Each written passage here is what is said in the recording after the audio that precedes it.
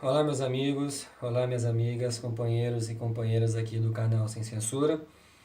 Estamos aqui dando continuidade à gravação de uma série de videoaulas, onde o objetivo primordial é auxiliar os nossos alunos na realização das provas.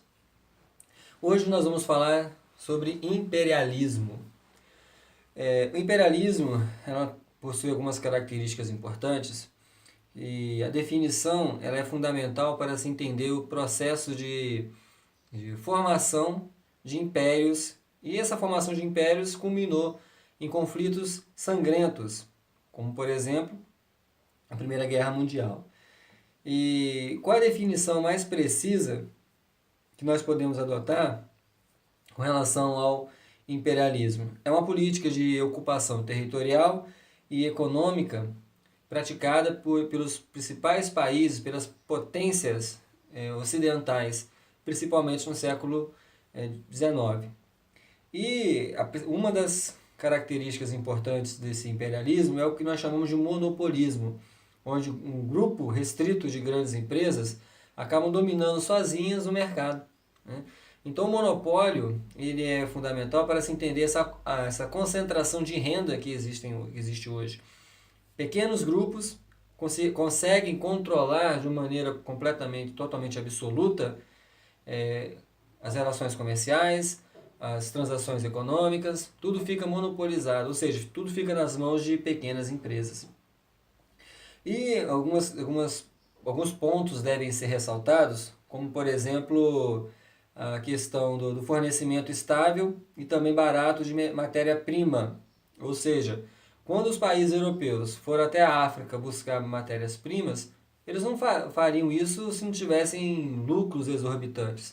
Então, esses países que eram colonizados, eles vendiam matéria-prima muito barata e a relação era muito desigual, porque eles vendiam matéria-prima muito barata e compravam os produtos industrializados a um preço muito elevado. Então, essa relação desigual acabou fazendo com que os europeus tivessem lucros exorbitantes.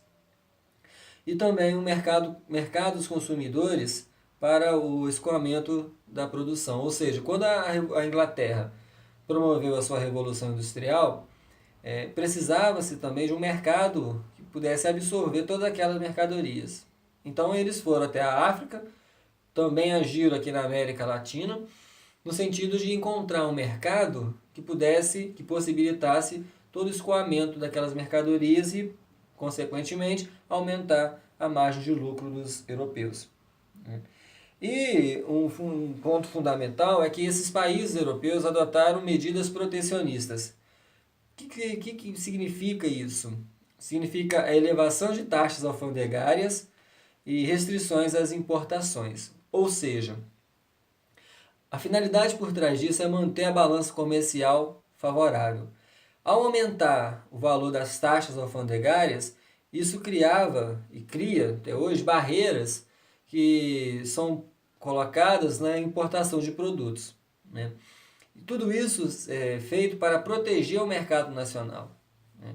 Com o aumento das taxas alfandegárias, fica completamente inviável promover a importação. Porque a partir do momento que você tenha que pagar um imposto muito elevado, você não vai conseguir obter lucros com isso. Repito, é uma forma de proteger o mercado nacional, né? O exemplo mais emblemático do imperialismo encontra-se na África e também na Ásia. E as explicações são a busca por matérias-primas, a questão da aplicação de capitais excedentes e reservar mercados para os produtos industrializados. Por que o continente africano é fundamental a gente entender? Porque o continente africano, até o século XVII, século XVIII, era um continente marcado pela riqueza, pela pluralidade. Não só a riqueza cultural, um continente muito rico, muito vasto, mas também pela riqueza material. No Congo, eu gosto de citar isso em sala de aula, no Congo amarrava-se cachorros com coleiras de ouro, encontrava-se metais preciosos em grande quantidade. E a África é um exemplo, como eu falei, sintomático disso, porque os europeus perceberam que poderiam obter muitos lucros, principalmente após o século XVIII, com a Revolução Industrial, né?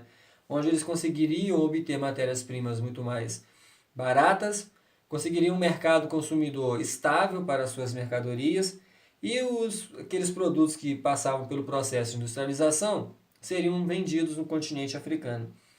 E a Conferência de Berlim, ela foi importante não para os países africanos, porque isso gerou desastres, hecatombes, sem proporções no continente, mas importante sim para os europeus, uma vez que ficou redefinido o mapa de ocupação territorial do continente. Né? Por quê? Através da Conferência de Berlim, os países europeus conseguiram se organizar e promover todo o processo de exploração do continente. Pegaram o mapa da África, jogaram em cima de uma mesa e dividiram o continente africano entre eles. Né? Isso gerou algum impacto significativo nas relações sociais da África. Por quê? Com a Conferência de Berlim, a principal consequência foi a separação de povos que eram aliados e a união de povos que eram rivais, gerando muitas guerras, muitos conflitos. E esses conflitos são fundamentais a gente entender a situação em que a África se encontra hoje. Se a África hoje é marcada em várias regiões pela pobreza, pela miséria, pela disseminação de doenças, foi em decorrência da ação imperialista, foi em decorrência da Conferência de Berlim, que acabou transformando as relações sociais, políticas, econômicas do continente africano. E através da Conferência de Berlim, o Reino do Congo passou para um domínio particular do rei Leopoldo II da Bélgica. Olha só o absurdo que foi essa Conferência de Berlim. Um rei, o Leopoldo II da Bélgica, ele dominou sozinho o Reino do Congo. Né? É um absurdo, uma insensatez inimaginável. Uma pessoa controlar, ser dono de um país. Né? Mas isso aí foi em decorrência da Conferência de Berlim. E foi o fenômeno mais abrangente, mais sintomático do que nós chamamos de neocolonialismo, e muitas tribos africanas, muitas comunidades tradicionais na África ficaram circunscritas somente a um mesmo território. Então o impacto dessa conferência para o continente africano é inimaginável. Né? Como eu falei, a união de povos que eram rivais, a separação de povos aliados, provocou hecatombes, guerras, destruições sem proporções no continente africano. Né? Toda aquela tradição milenar do continente acabou se perdendo através dessa questão. E para encerrar, a gente tem que abordar uma questão importante, que foi o argumento gerado no século XIX, que foi empregado para justificar a ação imperialista na África. É o que nós chamamos de darwinismo social. O que significa isso?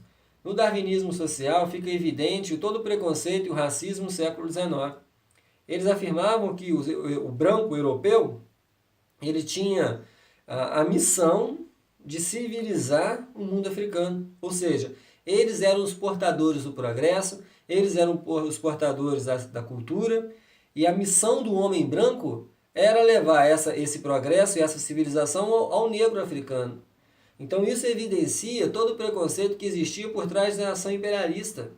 A ideia que estava por trás era o preconceito, era o racismo, era mostrar que o branco era superior. E essa fundamentação teórica encontrou respaldo no que nós chamamos de darwinismo social, onde o branco ele tinha o direito de colonizar o negro, o branco tinha o direito de promover todo o processo de colonização dos povos africanos. Esse foi o argumento empregado no século XIX para justificar a ação imperialista no continente africano. Essa foi a nossa revisão. Vou deixar aqui o endereço do nosso blog. Qualquer sugestão, qualquer dúvida, estamos à disposição. Estudem bastante, boa sorte a todos e até a próxima. Valeu, galera!